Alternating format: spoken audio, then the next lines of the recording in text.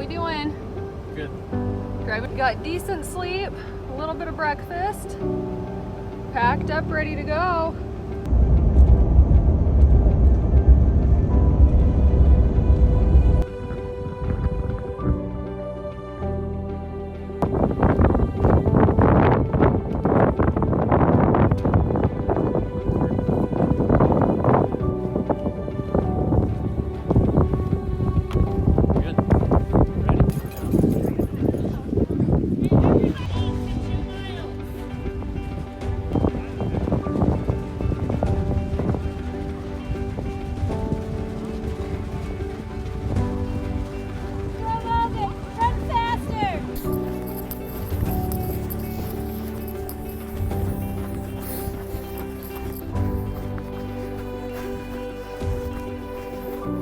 Couple miles in. It's pretty cold this morning. It's like 40 degrees. Started out a little quick, so I slowed down. So I'm walking for a little bit. Pace is gonna be run for probably 10 minutes, walk for a few minutes, then run for 10 minutes, walk for a few minutes. But look at those views. So there's that mountain in the distance. You probably barely see that, where the top of those two guys' heads are. So we got to run to that. It goes left and go over that mountain right there. And then it goes on the backside that way.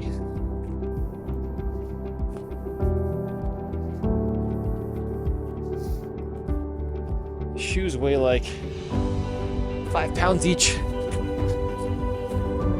Nice and salty. It did rain last night, so this is pretty much like walking in deep mud for about 15 miles. All right, so here's a little course preview. So I gotta go to this mountain right there, go across the base of it, all along the bottom of that one. And there's a road. Probably can't really see it. It's like way over there. Goes up and around that mountain pass over there to the backside of the course. 17. Left aid station 1. Mile 12?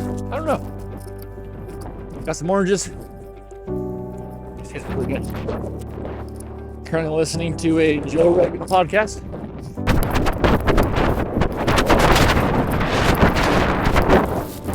Two miles out from aid station 3, which is the first big climb. I camped across the salt flats over there. And there's the other mountain range. Look at these mountains right here. Yeah. Awesome. Got a couple of 50 milers ahead of me. All right, just checking into aid station 3. Here's the current view. So there's the salt flats behind. One thing about ultras is the easiest way to injure yourself, wreck your hamstrings, is to run up the hills. I mean, I guess ultra runners like that actually race like professionally, they run hills. But walking the hills, speed walking the hills is how you can still have a solid pace. Because honestly, if you run like a light jog, that'll be almost the same pace as if you power hiked it. So about halfway up this first climb, that's a beast. Meanwhile, Jill got a horny toad. Oh my gosh, hi honey. He's just a little guy. Look at his little dragon head. Oh my God. Halfway up this first of 4 climbs. So there's this one, the island climb, which is a very short but steep climb. And then there's aid station, I think 10. And then there's the beast, which is aid station 14. You literally go over like a whole mountain. So the trail goes kind of where that mountain is, goes behind that, then up and over. Feeling pretty good. Still bumping to Joe Rogan. Right now they're talking about UFOs. aliens. Oh snap. This is one of the sections that you can run. You don't want to go too fast and like, you know, jack your quads up. So, my way down from the top.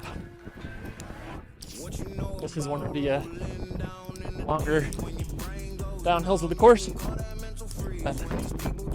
going down that way. Check that out.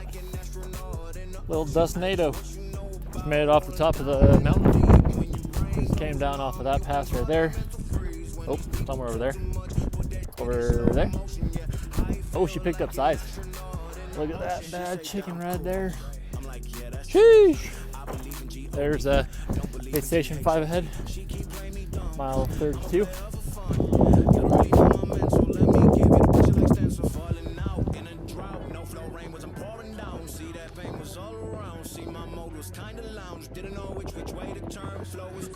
Yeah, good job. Let's just get this straight for a second. I'ma work, even if I don't get paid for progression. I'ma get it. Everything that I do. There's a road. It's like way out there. So that's my next stop. All right, so climbed over this pass right here. Now I gotta go down this way. Next aid station is right where the heck did we go? Right there. But it's a ways away. Legs are tired. This is one of the more hilly parts of the climb. Can't really tell how steep this is from the phone.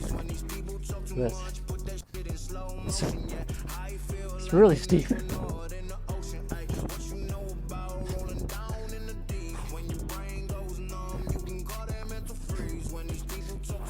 Alright, I just pounded nice pork taco. Headed down from station 6. And now I've got to go down this.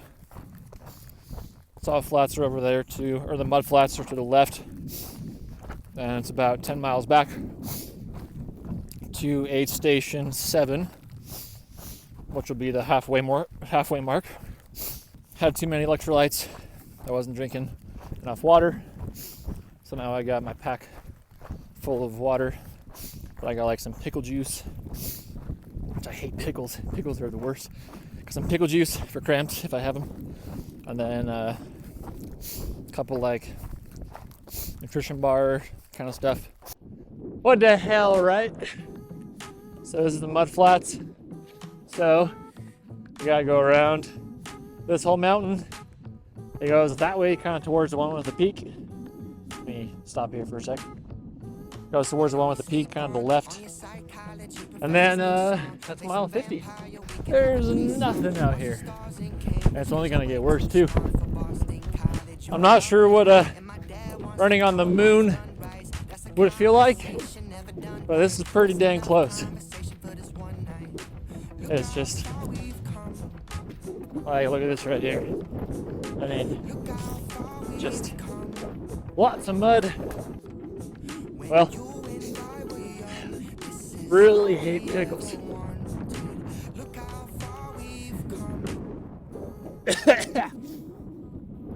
It's almost better to have cramps. Ay, ay, ay. Look at this view. A bunch of nothing. Hey, one more hit.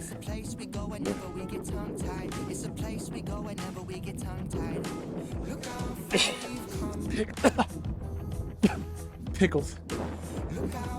You see that big storm? The next aid station's right there. And it's moving pretty quick. That's aid station 50. It's windy. Just coming up on mile 50. I was really shooting for 12 hours for the first half. I should be there within probably 5 minutes of that, so holy crap, it's windy.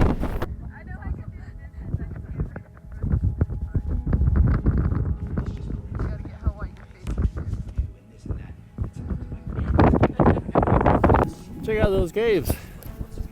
That's pretty cool. When I came around the corner, had a mild hallucination. Nothing crazy, but I thought that rock was a dog. So I had to double take. Alright, this is probably the last daytime video I'm gonna get. But I wanted to show kind of the course for the nighttime. So there's that mountain range right there on the left. Have to go around the left of it, and then we come right up the middle of it. And actually, stop here for a second. So we go to the left of that, we kind of come in the middle, and then we run across the entire base, and then that mountain right there, we run all the way across the bottom of it to like right here, and then we run up and across it, and we run over this one, and then down back into the salt flats,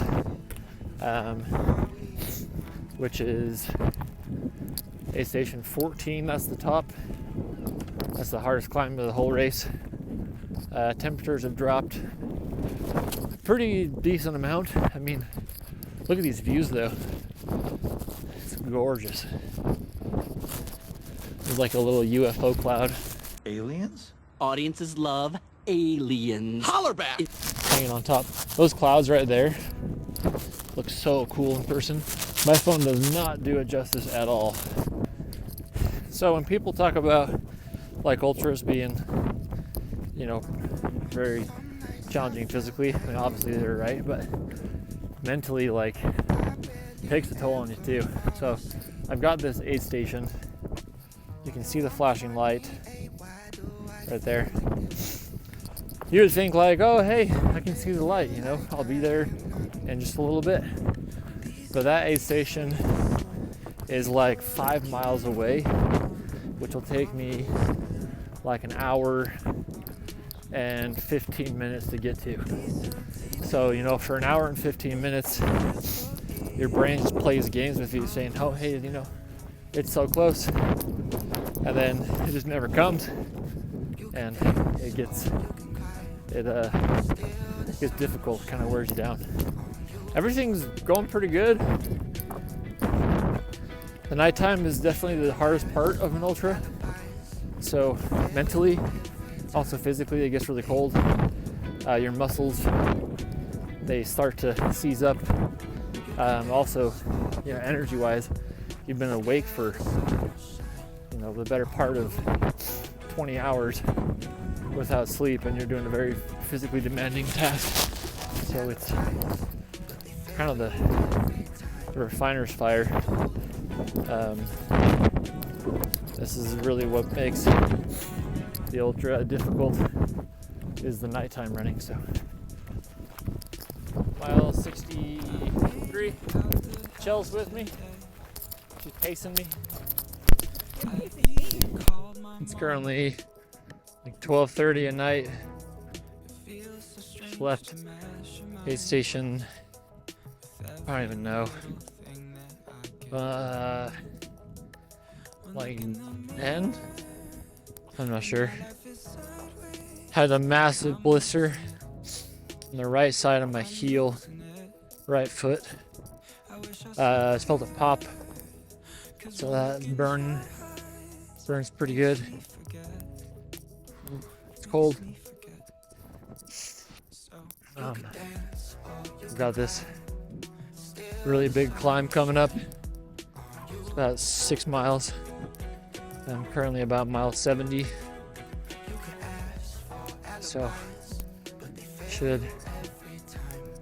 next aid station I think is 75. But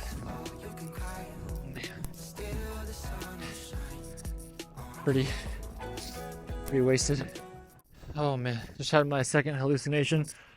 I thought this rock, this is freaking a rock right there. That rock, for some reason, looked like a big ass dodo bird that was looking like right at me. Actually made me stop in my tracks for a second. Oh man. third hallucination just came up around this corner, and I legit thought that was like a gable bridge over like a ravine. I even saw like the wood slats and everything. What the heck? Whew. Crazy. 70 something. Tired. Bet you got grilled cheese, run gum, and a place to sit for a second.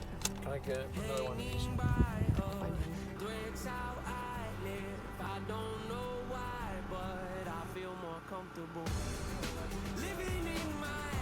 I'm currently up the biggest climb, or my way up the biggest climb. Moon setting, and the sun is getting ready to pop up on mile about 85.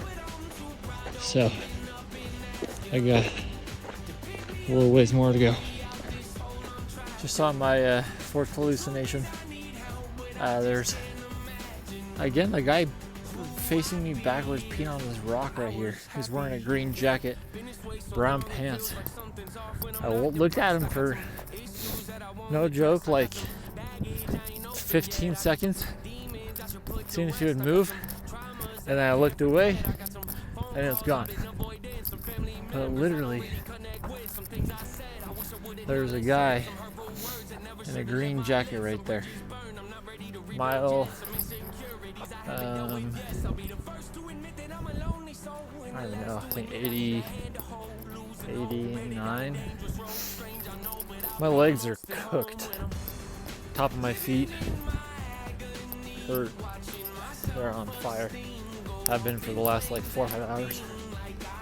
Got one more hill to climb. There's an aid station kind of hidden behind one of those hills. That's the peak. And then when I get over that, then it's going to be downhill back into Windover. This is the final descent. So there's the Salt Flat Speedway. You gotta do like a square first, but to the finish line. My feet are absolutely wrecked. Do you want me to hold those?